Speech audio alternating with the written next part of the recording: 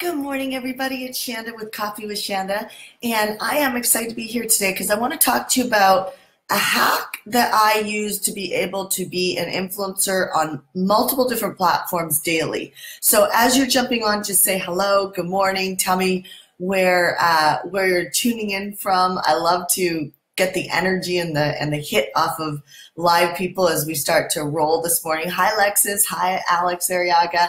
Lexus and Alex, you guys are both such loyal people getting up in the morning. Isn't it powerful to have a reason to get up at a specific time?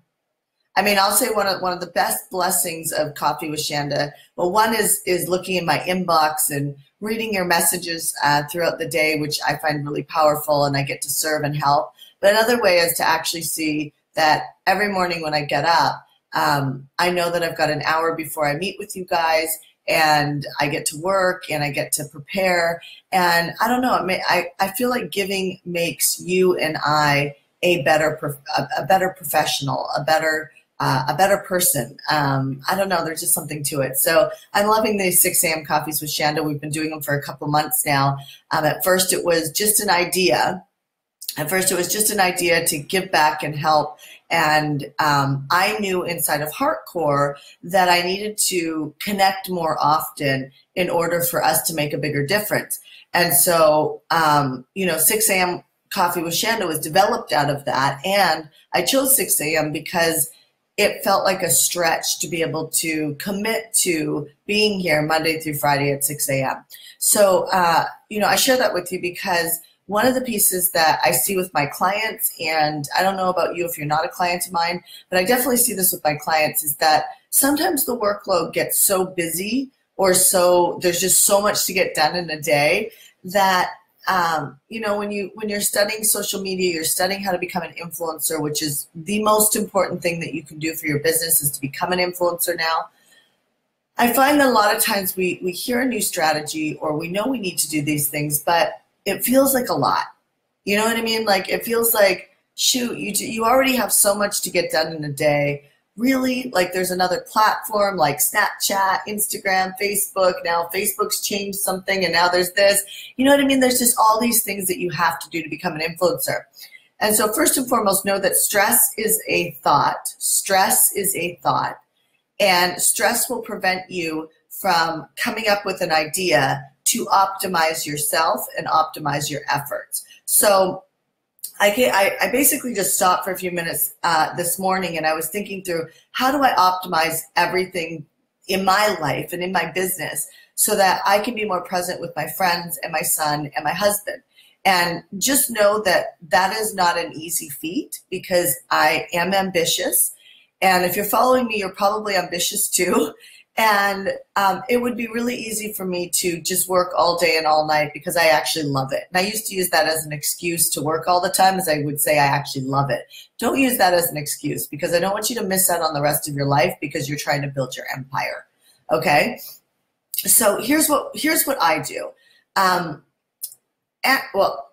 me start from the very beginning. I wrote all of my own copy and I coached all of my own clients. And the reason why I did that is because I needed to understand my messaging, my client, my positioning, who I liked to work with, who I didn't like to work with.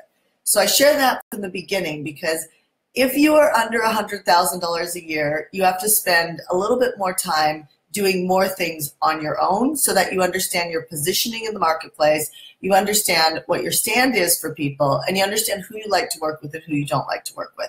Once you understand that, I recommend that you quickly get into the element of leverage. I'm going to talk about this at the Zone event this year, but the element of leverage is how can you do something once and it can be repurposed multiple times. So let me simplify this. I think I'm the best at simplifying things. I just recently bought 2 programs, as I digress for a second. I just bought 2 programs to study what some of my peers were doing in list building. Because list building is extraordinarily important. Email list building is the #1 most important thing that you need to do inside of your business as an influencer if you want to leverage your time.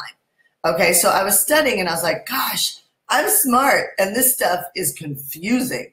You know what I mean? And so I want to simplify things for you. So it's not like you're racking your head going, like, how do I do this? So here's what I do. On my iPhone, I have something called a voice memo. And this may be really simplistic for, you're like, okay, Shanda, so do I. But just follow me here. I have a voice memo. Every time I personally let life dictate my content. So I let life, I let my prayers, I let my clients give me feedback so that I can take all, like, I find there's so much information in the world that gives you, there's so many moments in your day that give you content that if you were to just be aware, you'd realize there's so much content available that you can talk about to serve people with. Anything you have a problem with is typically a great thing to solve in your life and then pay it forward, right? That's how you become an influencer and someone that a lot of people follow, is that you're very vulnerable about the things that you've faced in the past and you share how you solved them. So first and foremost, let's just take an aha moment right now. Think about something you're really embarrassed about, even recently. Maybe you had a fight with your partner.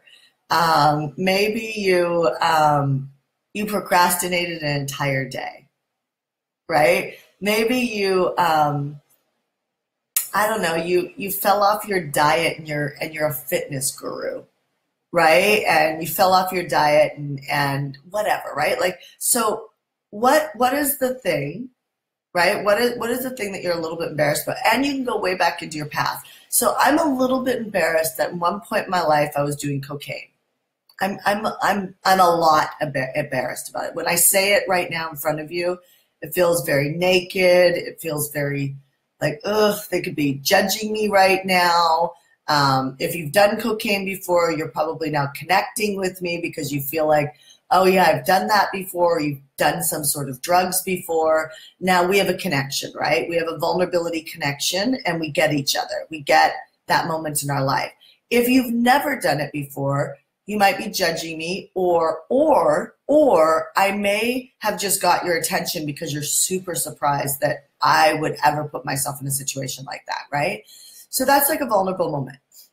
So I could think about that vulnerable moment and I could actually just grab my paper and pen and I could start writing out and just brainstorming. This is what I do to create content. I just brainstorm and I think, what are all those moments? Like, and I think about like specific moments. Like, I remember running a nightclub in Las Vegas, and I remember doing cocaine in the office of my nightclub just to keep myself up and also to keep myself thin, right?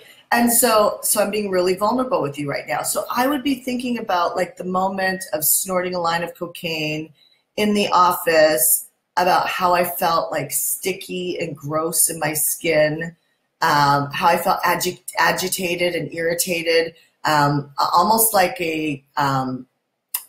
like, have you ever met that person that's like you have to walk on eggshells with because they can blow up at any moment in time? I had that energy, like somebody could do something and I would blow up for no reason, right? So I would brainstorm these ideas and I would hone in on a moment, because to create good content, you want to create the feeling within yourself. Tony Robbins calls this your emotional state. You want to create the feeling within yourself, and then you want, if you can feel it when you're talking about it, or speaking about it, or writing about it, then what happens is the reader can feel it too. Now you have a connection, even if they've done what you've done or haven't had an experience with what you've done. Right? You've got to create that connection. Connection is currency. So if you ever write emails or you do videos and you wonder, or blogs, and you wonder why nobody is paying attention, it's because you haven't gotten connected enough to your own content. So there's us influencers or CEOs. We have this ability to be up in our head, and we love to tell people, speak typically down to people on what they need to be doing to be successful, or what they need to be doing to look good in their clothes, or whatever that looks like, right? What they need to be doing, investing in to secure their financial future. If you're an influencer or CEO, there's a part of you that's very opinionated, and there's a part of you that possibly in your life people told you that that maybe you should shut up and listen. Right? Like, but that's the good piece of you that we need to keep strengthening, because the louder you can get, the more you'll influence. However, we want to deep dive into experiences of your life and bring them up to the surface to serve people. So the more vulnerable you can get about your day, like if you're I coach lots of coaches because I am a coach. About, I would say 85 to 90% of my audience is coaches or consultants of some sort, which is funny because I love all kinds of business. But it's because I am a coach, right? And I'll have a relationship coach lose their relationship, and now all of a sudden they're afraid to share that information with their audience. And I'm like, well, no, why don't you use this as an opportunity to get closer to them? Right? So my message, what I'm trying to get you to take away is stop hiding this stuff, behind you or under the rug or under your armpit and pretending like none of these things are happening. What is working in the world of marketing right now is being an influencer who is very vulnerable and straightforward about what's going on. The deeper you can dive into vulnerability and honesty, the better you are going to find that your platforms are going to grow. Okay, so that's first and foremost. So how do I optimize that, or how do I get that content out to the world? What I do is I use my voice memo on my iPhone. I first brainstorm, and then I think about what is my lesson from this, right? Like, what is my lesson from this? And I take that lesson or an experience around that lesson, and I highlight how would this be important to somebody else in my field. So let me just see for a second. So when I was doing cocaine, I was in the pursuit of building my career, which is funny, right? How many times have you sabotaged yourself along the way of building your career? You've sold yourself out to things like drugs or people pleasing or following what somebody else is doing in your industry because you're comparing yourself, and you're avoiding turning right, which is the way that you know that you should be turning to help people, because you're afraid. You're afraid of, like I was afraid of not being good enough, not being skinny enough, not being energetic enough. And so I chose cocaine to fulfill those moments instead of self-generating the masterfulness skill set inside of me to be a strong leader. So I faked it, and I faked it to the point where it almost killed me. Right? So do you see what I'm saying? So that type of moment, like, I can build out for entrepreneurs. I could also build that out for marriages, for relationships, for health and fitness. Depends on the industry you're in, but you can tie, if you're obsessed about what you do, you can tie any experience in your life to the field that you work in. And that's what's important. You need to tie everything, like, don't just randomly spew things out there. Tie them to making a difference for the tribe that you're serving. So what I do is I pull out my hefty little voice memo, I brainstorm it, then I actually dictate as quickly as possible within 2 to 3 minutes. If you are having longer than 2 to 3 minutes, you're writing a chapter in a book, right? Which is not what you want to do. If you haven't noticed, people consume information really quickly. For instance, I did a cell phone hack, how to avoid your cell phone and social media from stealing your life. I did a cell phone hack just a couple weeks ago, and we had 18,000 views like that on it, and it was literally 4 minutes.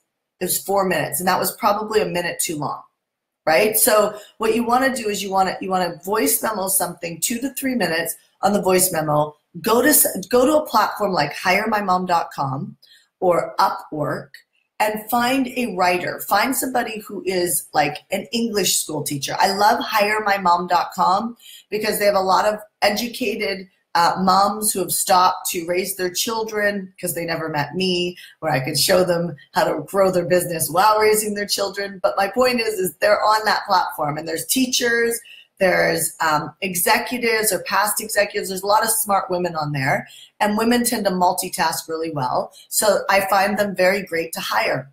So go find a writer. That's where I found my writer. My writer basically edits my memos. So here's what I do.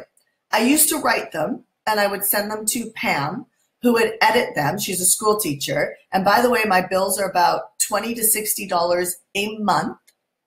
$20 to $60 a month, and I put out a lot of content.